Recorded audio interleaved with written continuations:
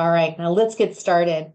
We are honored to have lead these discussions licensed attorney and professional fiduciary Darby Jones, a member of the Florida and Maryland Bar. Darby serves on the executive council of the Real Property, Probate, Trust, and Law section of the Florida Bar and is a registered professional guardian. Darby is also the founder and executive director of the Professional Fiduciary Council of Florida. Planning for your future and navigating those decisions is why we are all here. Darby, can you explain what elder law really is? I'm going to do my best. And I certainly appreciate everybody being here today.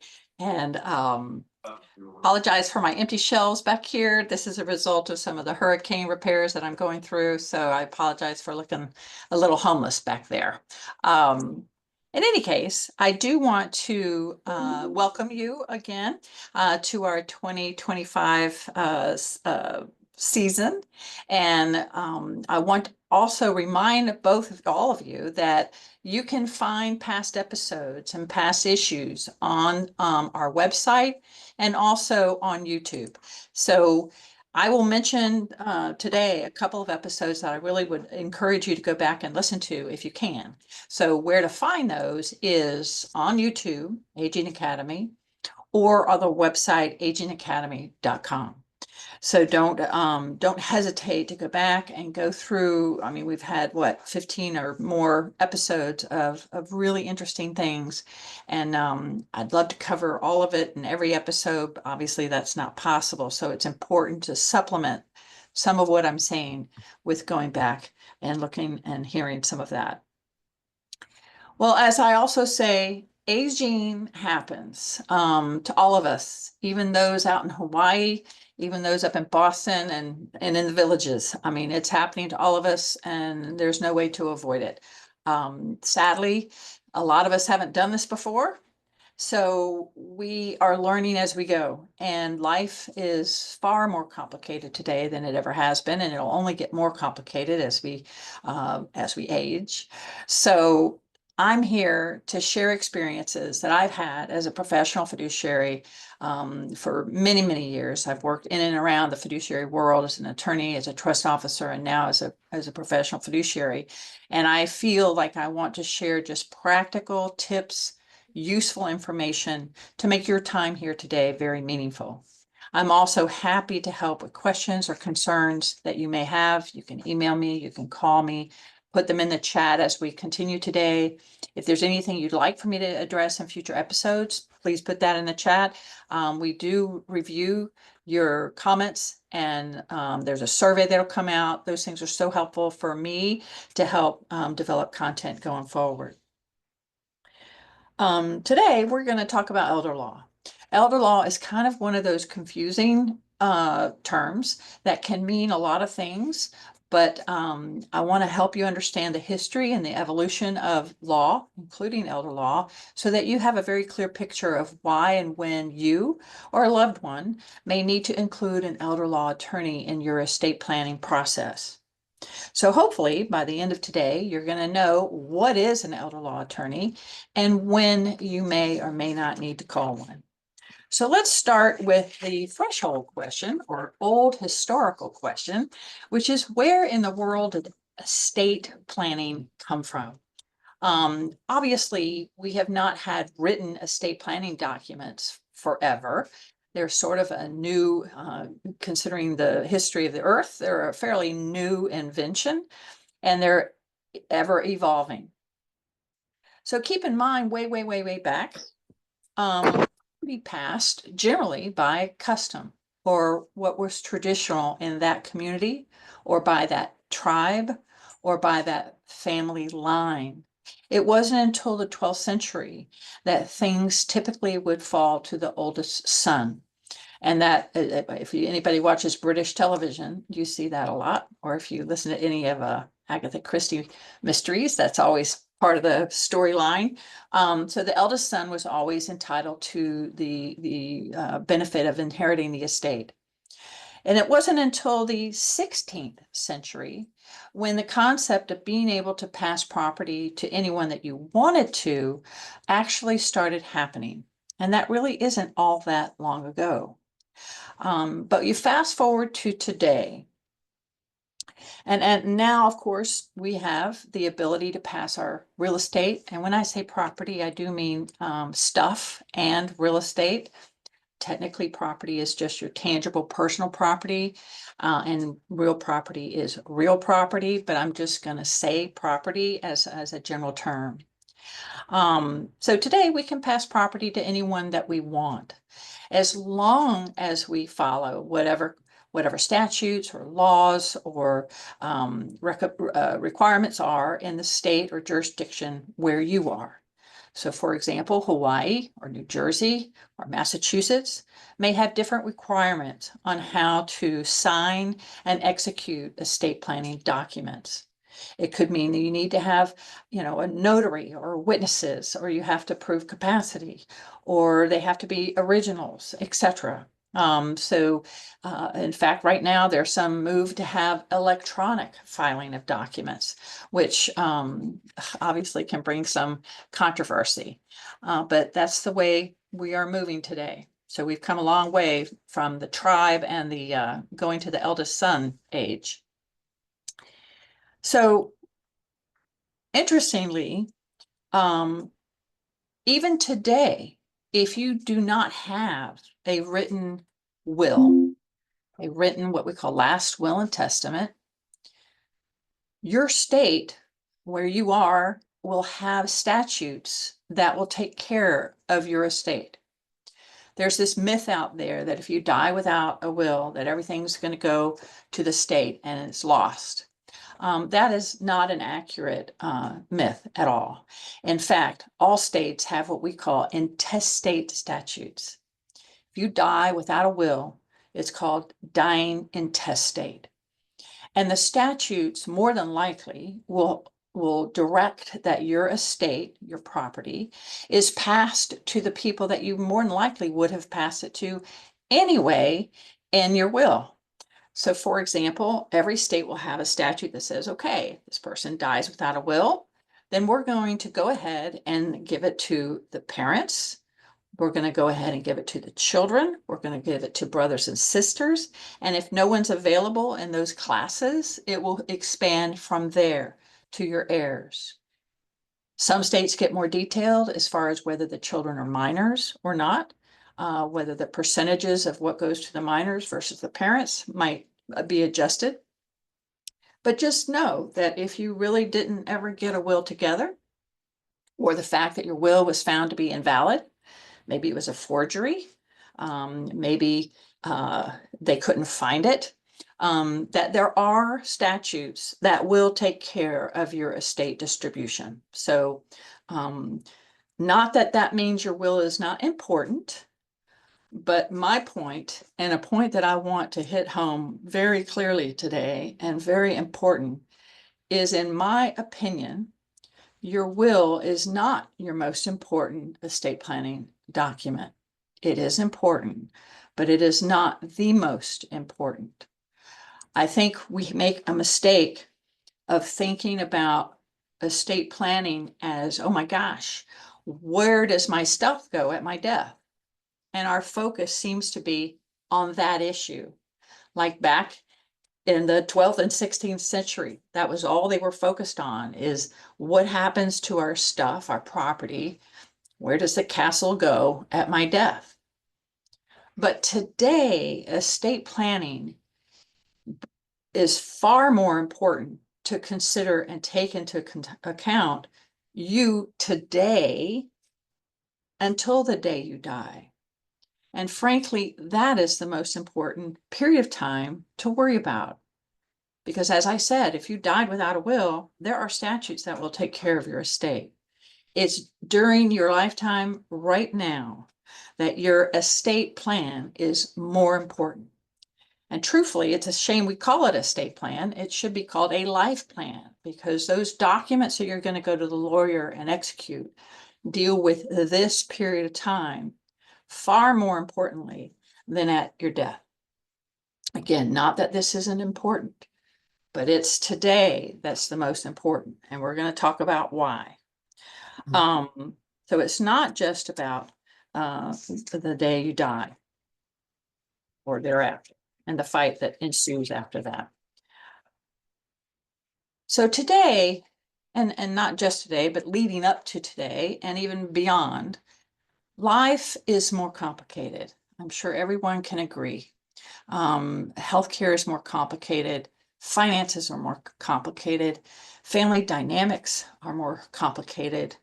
Um, uh, Mental health issues are more complex, and everything's more expensive and difficult to manage. So that again is why these documents, these estate planning documents, are so important. So I'm going to talk a little bit about the estate planning documents that you're going to need. And this is the opportunity for me to refer you back to at least 2 episodes. One is demystifying estate planning. So very good. We spend the entire hour talking about just these documents. I'm just going to talk about them briefly right now, just to lead into our conversation about elder law. But when you go to the estate planning attorney, which hopefully some of you are going to be motivated to do when this is over, because most people don't have their estate planning done, you're going to walk out of there with probably 5 documents, maybe just 4. In many, many cases, you only really need 4, but this 5th one sneaks in there. So number 1, of course, you have your last will and testament. Again, that's the controlling document generally that says who's going to be your executor, personal representative, and it also decides where your stuff is going to go. It also typically deals with tangible personal property like shoes and socks. Where does that go? Stuff that doesn't really have a title or a certificate of ownership. It's kind of hard to know where that stuff goes. So your will is the place to say, this is where my personal property goes. It also decides who's going to pay the taxes. Of course, your estate's going to pay your taxes, or any creditors that might be floating around out there, credit card charges, last health expense, funeral, etc. Now, it does say where your property goes, right? It could say, I want all my property to go into my trust. That's that 5th document out here that you may or may not have. So the will is going to capture all the stuff that you didn't put in your trust during your lifetime and pour it into that trust. It's called a pour over will. It's a very common combination, is to have a will and a trust. Pour over will pours into the trust. So what is a power of attorney? That's another document. And I will tell you, that is the most important document. If you don't take anything away from today, please take that away, that you need to put a power of attorney in place. What that means is you're going to name an agent to serve as your power of attorney, so that if you ever became incapacitated or unable to manage your affairs, even if it's temporary, it could be that you had a car accident, or you may be out of the country for an extended period of time, or you've had a stroke, or you're very ill, or whatever it is. It could be just a temporary incapacity, not necessarily permanent, but it could be permanent as well, that you have named someone to be able to step in and take care of your affairs. Very powerful documents, but also very necessary. And the risk of not having someone named with that legal document to be able to help you means you may be exposed to having to have a guardianship put in place, or a conservatorship put in place to manage your affairs. So it would be far more likely and far more pleasant for you if you name someone that you want to name, and not leave it up to a court system to have to appoint someone to take care of you. I have served as a professional guardian for many years, and it's a gift to be able to help people who don't have anyone else. But I've always been so frustrated that they didn't get a power of attorney in place in advance, so that they could avoid having to have me or a court-appointed guardian, and that they could have had a family member or a trusted friend or colleague to serve in that role. Next, you're going to have a healthcare surrogate or healthcare proxy or healthcare power of attorney. Goes by a variety of names. But the point of that document is to name someone to help take care of your healthcare issues. So when you're in the hospital and you can't speak for yourself, someone is there to have the legal authority to speak on your behalf and to approve or disapprove of procedures or medications or discharge to a particular place or not, what kind of therapies to have or not, or whether you don't want to have any medical attention or not. So clearly, that is also a document that addresses this period of time before you die. Okay? Nothing I've talked about deals with after death. The power of attorney, healthcare surrogate is now, while we are alive. At your death, those documents don't exist any longer. It then becomes your will and your personal representative. Now, often, and I recommend that whoever you name as your power of attorney, you should also name as your healthcare surrogate. It should be the same person if at all possible.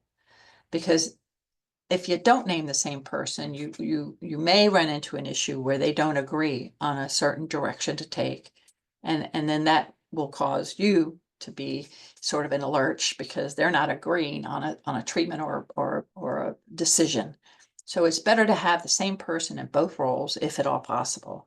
And also to name a successor. So if you have a daughter and a son, name one and then the other.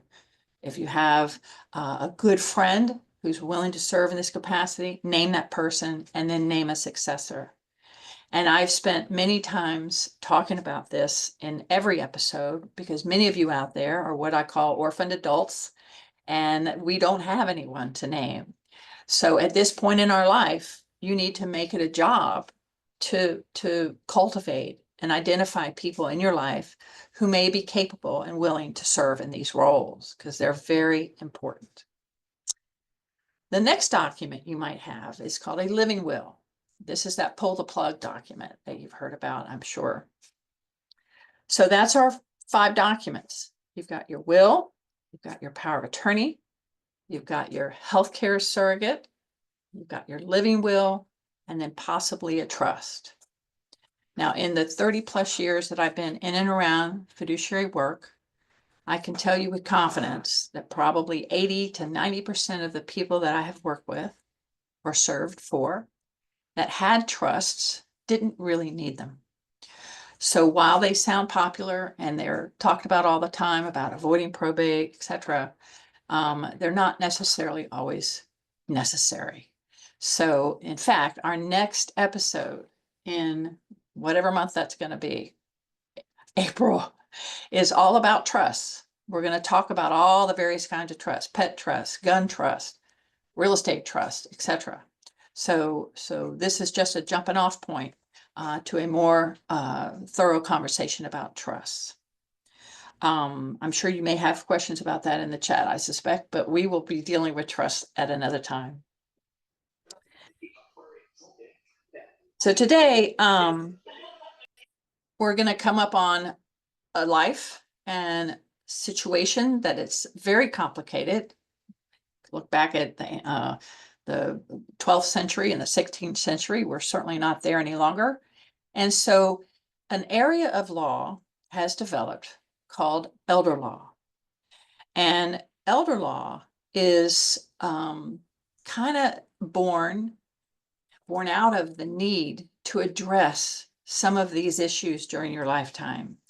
The expense of elder care, the expense of caregivers, the expense of long-term care, the ability and the need to be eligible for benefits or for Medicaid, not Medicare, Medicaid, or other state-run community Medicaid programs. So elder law started, I want to say probably about 35 years ago. So if you compare it to the life history of estate planning or wills, elder law is a very new area of law.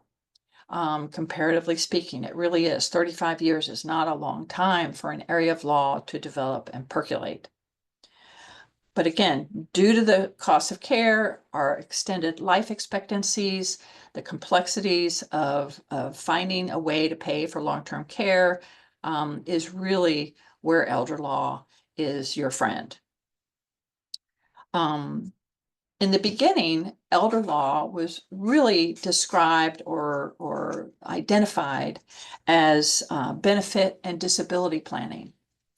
And the truth is that is the crux and the bread and butter of elder law is benefit and disability planning. And that can cover a lot of issues.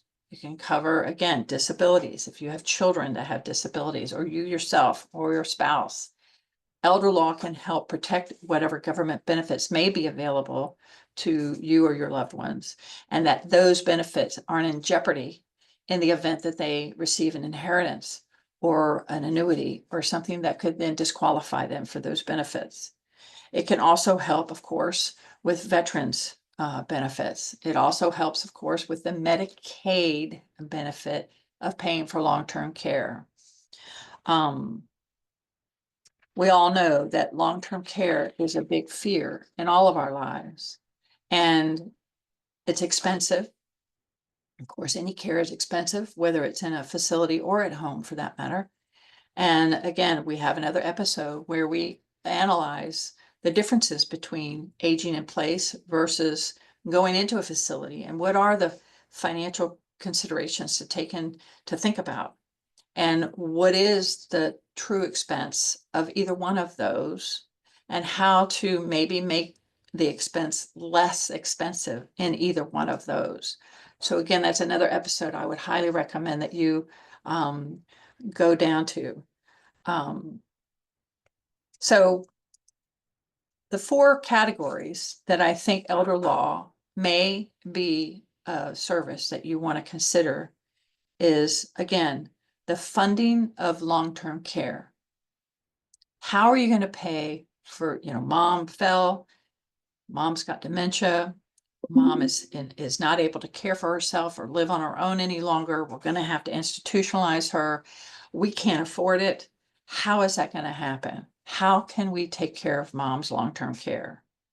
Now, the good news is that elder law attorneys can address that issue pretty promptly. I want to call it like triage, elder law. They are able in short order to help you and your family position your loved one in a way that they may be able to be eligible for benefits through Medicaid to help pay for some of that long-term care. The other area that their elder law is exceptional in addressing are disability benefits. Some of you may yourself be eligible for, this thing is sticking out here. It's like kind of funny, but some of you yourselves may be eligible for disability benefits, and some of you may have children or adult children who may be eligible. Some of you may be taking care of adult children who have disabilities, and you have to worry about what's going to happen when you're not around any longer, right?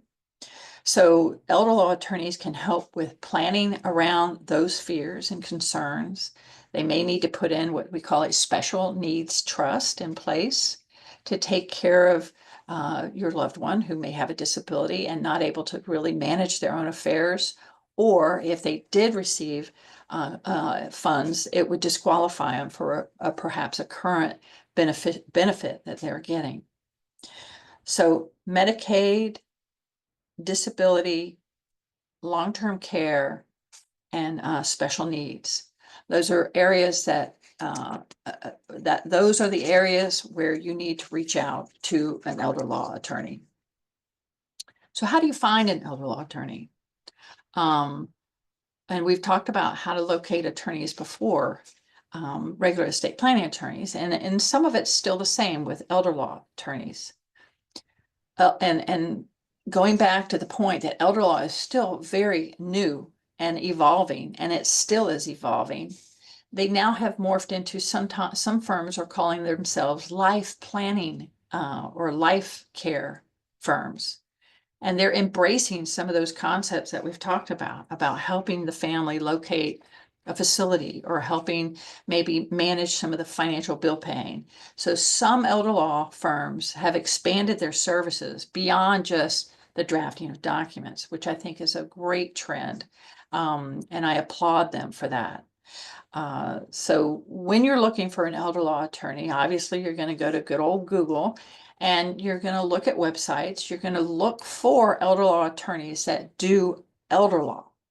If you pull up a website where they're doing real estate and adoption and divorce and bankruptcies and elder law, I would not recommend that firm. I would go to a firm that specializes in just elder law.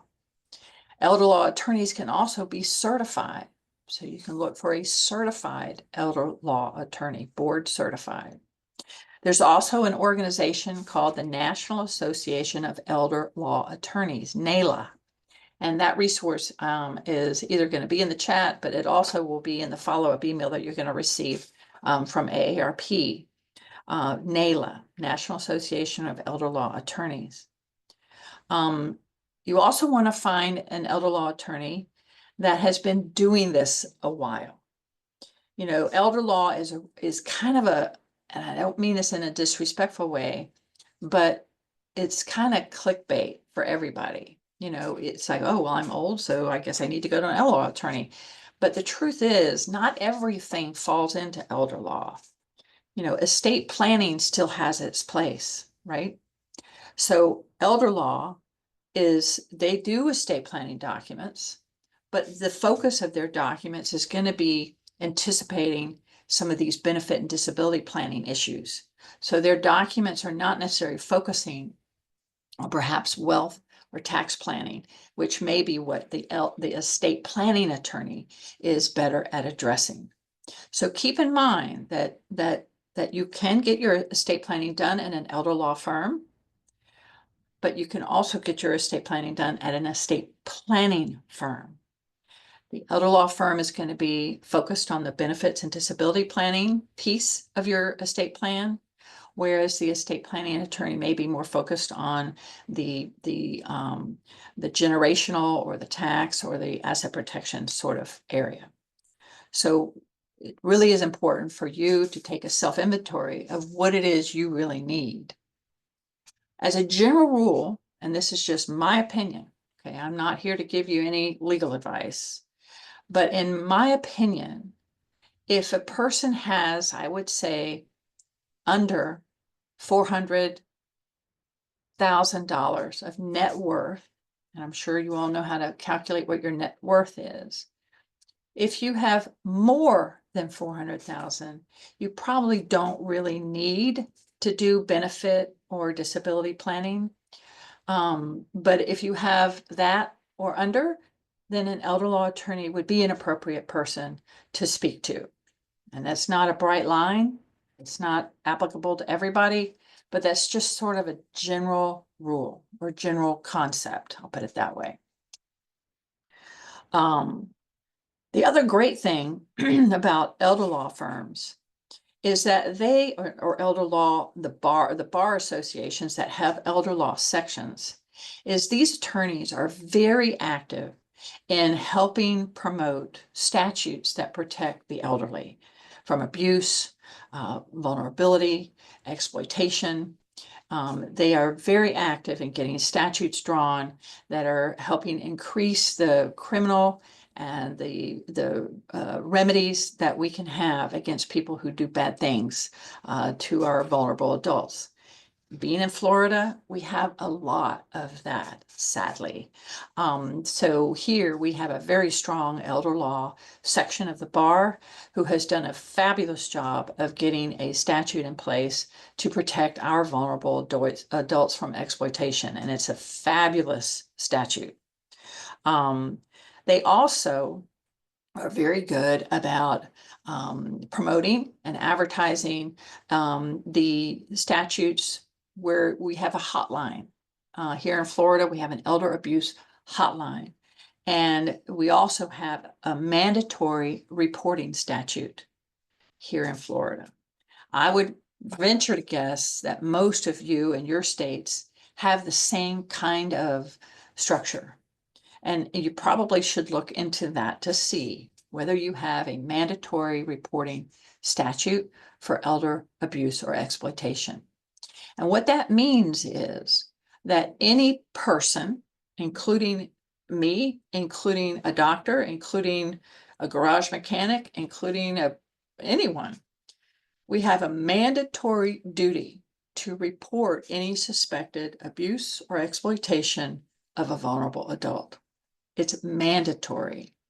So if an attorney suspects something, or if the CPA, or if a person at the grocery store, they have a mandatory duty to report it. And I think that's a phenomenal statute. Unfortunately, not everybody is aware of it, of course, but it is there. And the hotline, Adult Protective Services, the Elder Abuse Hotline are always receiving those calls. So I would make sure that if in your state you know about that, what the number is and who to call, because I think many of us in the audience today might have come across this situation or suspect it may be happening. These calls are anonymous. Often I would say it's might be kind of obvious who it is that's reporting it, but the good news is it is anonymous and they aren't allowed to share their sources. There's also the National Center for Elder Abuse. It's another place that promotes and really encourages statutes and laws and regulations to help regulate or to help protect our vulnerable adults. The AARP is also very active in this area. It's one of their national priorities to address abuse and exploitation. And in fact, we had a presenter talk about this issue last year, and we will address it again in a future episode specifically about abuse and exploitation and how to identify it, how to avoid it, not just on your own, but for someone that you may know or familiar with. So I'd like to open it up now to questions and to see if there's something that came through the chat that I can expand on. We covered a lot of kind of heavy stuff, so I suspect there might be a couple of questions. So let's We have two people interested in the same question, so there could be others. Does the person need to be in the same state if you live in one state and the orphan adult cousin lives out of state? Orphan adult cousin. No, you can be in a different state. That's not a requirement. I, as a professional fiduciary, serve as agent under power of attorney, healthcare surrogate, trustee, et cetera, for people all over the country. Is it ideal to not be in the same state? Yeah, it probably would be better if I live right next door, but you can't do that. But there are ways to be able to facilitate serving in those roles, even if you're not right there. And several of those ways are by the use of what we call certified care managers. And I probably talk about certified care managers in every episode. So if the orphaned adult cousin is in Nebraska and you're in Hawaii, you can reach out to Nebraska, go to the website, Aging Life Care Association, put in the zip code of where the orphaned adult is, and you can identify a candidate that would be able to kind of do what you would do if you were physically there. And they will report to you. They can visit, they can take the person to the doctor, they can make sure the house is in good shape, they can make sure the caregivers are doing the right job, they can make sure their medicines are being dispensed properly, they can make sure there's healthy food in the refrigerator. They can do as much or as little as you need them to do, and they will report to you and send pictures and texts and say, hey, your orphan adult cousin's doing great, everything's fine. They can make sure the mail is getting to you so that you can pay the bills from anywhere, right? We can take care of that person's finances from anywhere. That's the easiest part, frankly. It's that making sure someone's putting their eyes on that person to make sure they're safe and well cared for. And that is without a doubt where certified care managers come in phenomenally. Another person that I use quite frequently is a certified daily money manager. A daily money manager. They have a national organization called the Daily Money Manager. I don't have the website off the top of my tongue at the moment, but Chandra can probably put that in here shortly. And in fact, they have incredible certification and membership requirements. And so if you need just someone to go to your orphaned adult's house just to help with writing bills, they're not signing the checks, but they're just sitting down with your loved one and helping them go through their mail, helping them pay their bills. That's what a daily money manager can do for you. And they will report to you. And that way you can kind of keep an eye on things, but that your loved one can keep their privacy and dignity and feel like they're still living independently, but that you are from a distance, keeping an eye on them and getting that feedback from the caregivers, from the care managers, from the daily money manager to make sure things are going appropriately. And there are lots of other ways to be in that role as power of attorney over that loved one. And we've talked about that in other episodes. And I love talking about that because that's pretty much what I do on a daily basis is take care of people. And every situation's different. Everybody's needs are different. Everybody does or doesn't want help.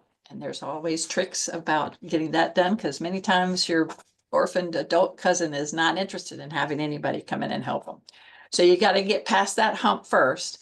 It's a very common challenge, but these people who care managers deal with it all the time. So that, and especially women are very reluctant to accept help. So they're always a little bit of a tough cookie, but we have ways to get them to say yes. So I hope that answered your question. I hope. If I have a will that was drafted in Kansas and I now move to Florida, is it as if I have no will at all, or does it still work? Well, that's a very good question. And being in Florida, we get that a lot because a lot of people move here from a lot of places, right? The general rule is that if your will was signed and executed according to the statutes and laws of the state you were in, then we will honor it, right? So if your will is valid where you executed it, then it will be held valid in Florida. But keep in mind, that's not the end of the story. You really do need to get power of attorney and healthcare surrogate and living will. Those documents need to be drafted in Florida, in most states. Those are more state-specific kind of documents that your attorney is going to want to draft. And the purpose for that is you know, a power of attorney can look very different and from state to state to state. Or a healthcare surrogate document can look different from state to state to state with a different title or different name. And if I walk into the hospital with some weird document from some other state, that hospital may be reluctant to honor it because it doesn't look like what they're used to seeing. So these documents are not difficult. They're not a lot of drafting. They're really very form driven, but you do want to have those kind of documents executed in the state in which you are a resident. Okay, so if you've moved to Florida, please go ahead and wander down, pick an estate planning attorney that's got gray hair, has been doing it more than 5 minutes, and go get your documents updated. Believe me, it's money well spent. It's the best gift you can give your family is to have a good, solid estate plan in place. Can you, or how do you name a power of attorney if that person does not reside in this country? Well, same way that you can name someone that's not in the state. You can name them. Let's say someone lives in France and they're my power of attorney and I live here in Florida. Again, they are quite capable of serving as your power of attorney.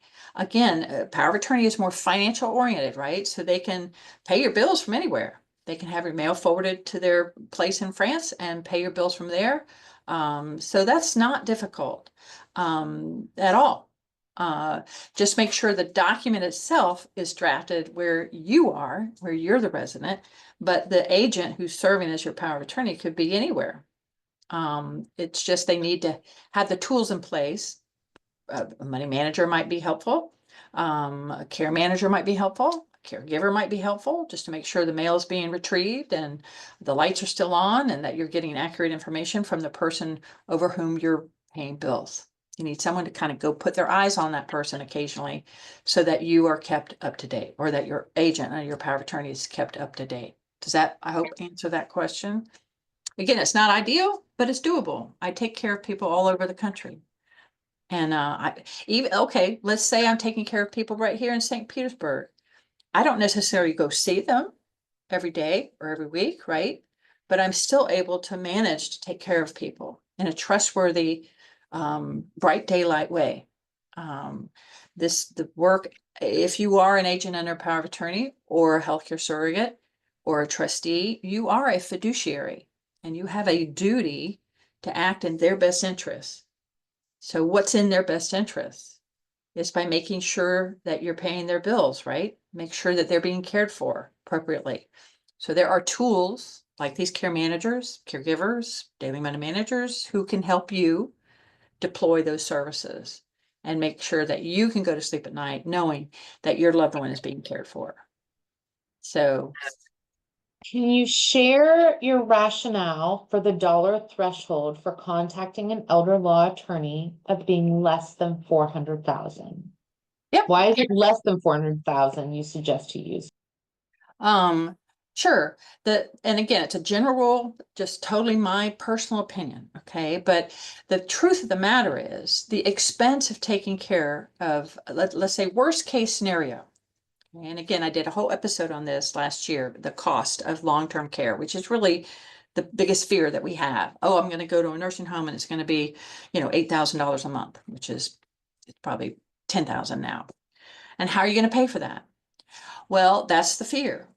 But if I have $400,000, that's going to take care of several years in that nursing home. So I may not really need to get on Medicaid or some governmental benefit because I've got the funds, right?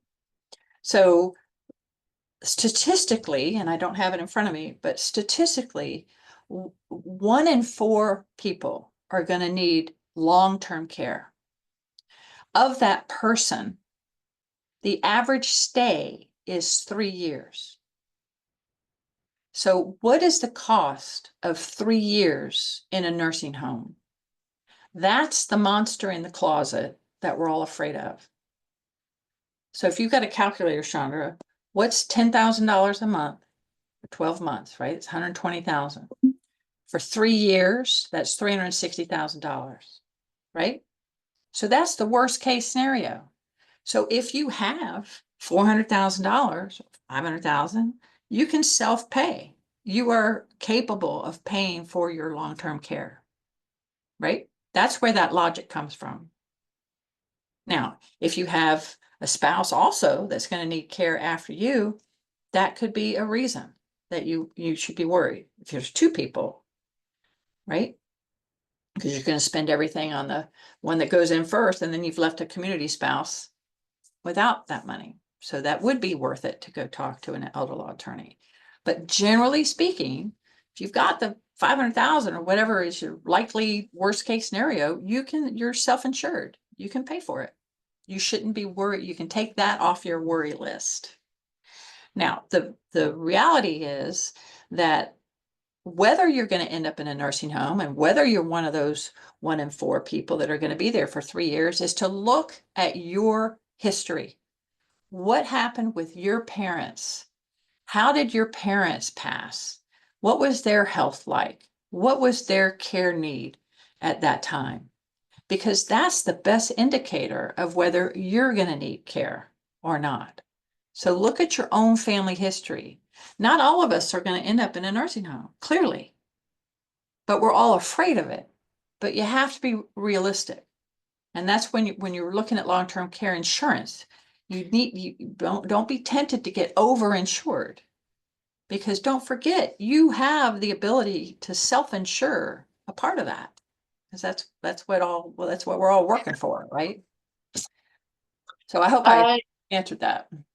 I think you did. You shared that many people really do not need a trust in addition to a will. That is contrary to what some attorneys have told me. Can you please explain your opinion? I would love to. And that is probably a long conversation.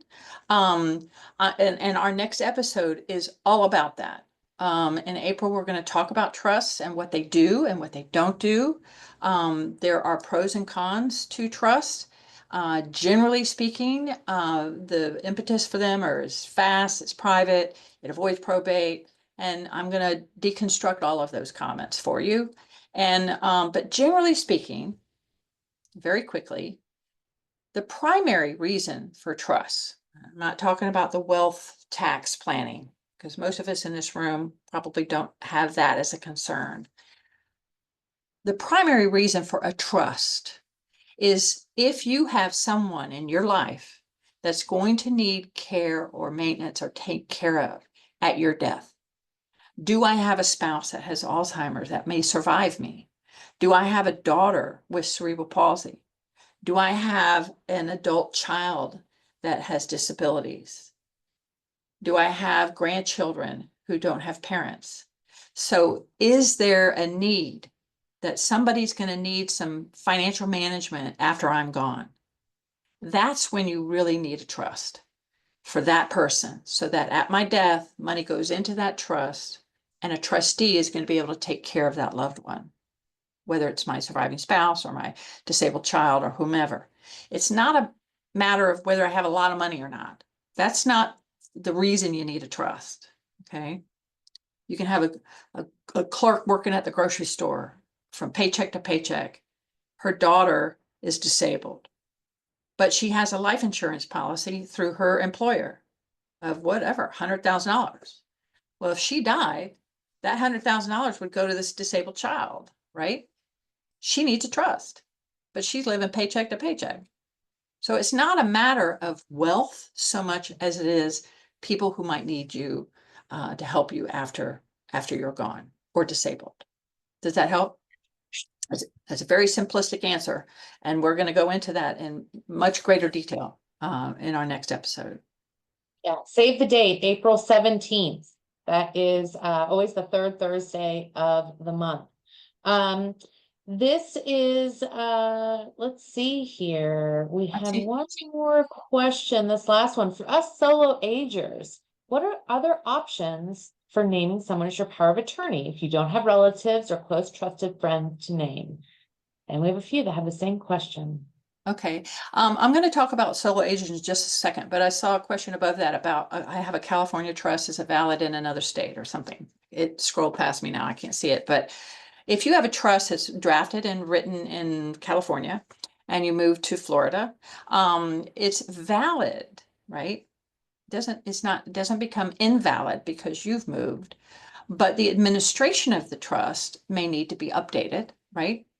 So if you read, and I'm sure all of you have read your trust and have it memorized. If you read at the end of the trust, it'll tell you what state's law applies to that trust. And your trust will say this trust is going to be administered pursuant to the laws of California. But now you're a Florida resident. So if someone needed to step in and take care of you, and now you're a Florida resident, that trustee is going to need to do whatever California requires, whatever accountings or reporting requirements California requires. So it's just a small little update, a little amendment saying, okay, this trust is now going to be administered by the state of Florida, but they're not invalid. They're not invalid. They're still valid. So solo agers, finding somebody who doesn't have family. That is a persistent and real concern. And there is no simple answer. But what I will tell you is you need to make that a priority. And whether it's cultivating a relationship with a friend, a neighbor, your bingo partner, your hairdresser, your CPA, your attorney may know some individuals that do this kind of work. but you want to find someone who is willing and able to step into those roles. It doesn't necessarily mean it has to be a family member. Some family members are not qualified. You need someone who's got a head on their shoulders, who's trustworthy, and who understands what you want. And there, again, I have an episode where I help you empower your healthcare surrogate and power of attorney to be able to take care of you. I have a form you can fill out for them. It's kind of like a little list you leave for the babysitter. If you ever need to do anything for me, this is what I like, this is what I don't like, these are my doctors, this is blah, blah, blah.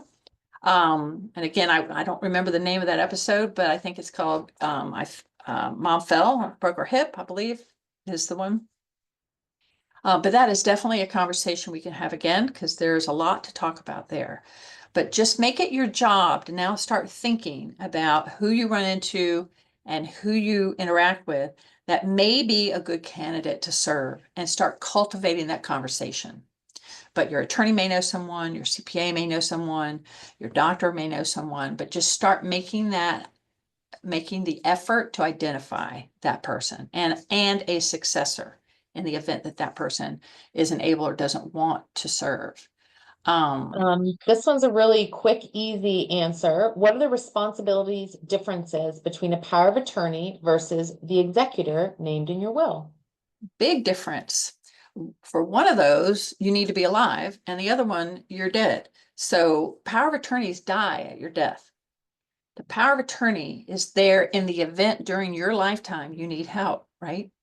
So if you name me as your agent under your power of attorney and you never need me, you never are incapacitated, you never been in the car accident, you never were struck by lightning or eaten by the shark, you never needed me.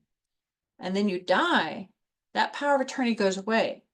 And now your personal representative of your estate, your executor, is now in charge. And that person is the person responsible for settling your estate, distributing your assets to whomever you would like them to be distributed to. That can be the same person, and very often it is. If you trusted me to be your power of attorney, more than likely you've named me as your personal representative as well. It makes perfect sense. But it's just my hat changes from power of attorney to personal representative. And that is a smooth transition. And it makes sense to have that same person, to be honest with you. I hope that helps that question. If there's no will and the children aren't comfortable taking on the executor role, would they be responsible for her bills? If there's no will and the children are not comfortable taking, okay, eventually if there's no will, again, back in the good old days, we didn't have anything written down, right? There are statutes that will dictate how your estate is going to be resolved. And part of that is going to be, hey, we need a personal representative. Is anybody out there? You're going to need somebody to step up and be that executor or personal representative. And eventually someone will get appointed. I get those calls all the time. Hey, Darby, no one wants to serve, nobody's interested, or nobody's available. Would you be able to serve as the personal representative for this person's estate? And then I then take on the role as the executor or personal representative and distribute the assets. Now, when you say responsible for her bills, the beneficiaries are not responsible to pay anybody's bills, but the estate is. So let's say Chandra, she got, let's see, swept away by the hurricane, right? So now I've got to settle her, I'm her personal representative. I got to settle her estate. First thing I got to do is figure out, well, what is her estate? What does she have? Does she have a bank account? Does she have a car? Does she have a house? And then I got to figure out, what are her creditors? Now, does she have a credit card out there? Does she have a loan? Does she have a mortgage? Does she have bills that need to get paid? And that's part of the probate process. That's what probate is. And that's why it's important. You want someone to investigate and identify these issues. So I get her mail and I started seeing what she's got and what she doesn't have. I'm not personally responsible for her bills, and neither is her family, but her estate is. So I have to gather all her assets and I have to identify all her creditors. And hopefully there's enough money in her estate to pay those bills, right? Sometimes there isn't. Sometimes she just racked up all these credit card bills. And I'm stuck now with a bunch of credit card bills, and it becomes a bankrupt estate. But the beneficiaries, the family, is not responsible unless they're named in that bill, unless they're on the account jointly, which is another reason not to do. Oh God, we could talk about that also. Talk about joint accounts, joint titling. You don't want to do that on accounts. And again, demystifying estate planning is a great one. Go back and listen to that one, guys. Oh, Kathy, thank you very much. No, on We're this, we're coming up on the top of the hour. Darby, thank you for sharing your time, your wisdom, and all of the nuggets of information. Everyone, go back and watch the recordings on agingacademy.com. I'm going to check with AARP on the link for the April program, so stay tuned. So you'll see some reservation link for that. As I mentioned earlier, you will receive an email later today with links to the resources that we talked about and a survey for your feedback. Please, please, please take the time to complete that survey. We do look at all the responses, and it helps us in planning future episodes and engaging your participation. Thank you, Grace. Thank you, thank you, thank you very much for you guys. And these questions are very helpful for me to create future content. So I think you've given me some really good guidance here. Thank you all for your time today. I'm glad it was useful. We'll see you next time. All right, everybody, have a great day. Thanks for joining us. See you April 17th for when we'll discuss trust or no trust. Learn what a trust is and better understand if one is right for you. So we'll see you next month, everyone. Bye-bye. Bye-bye.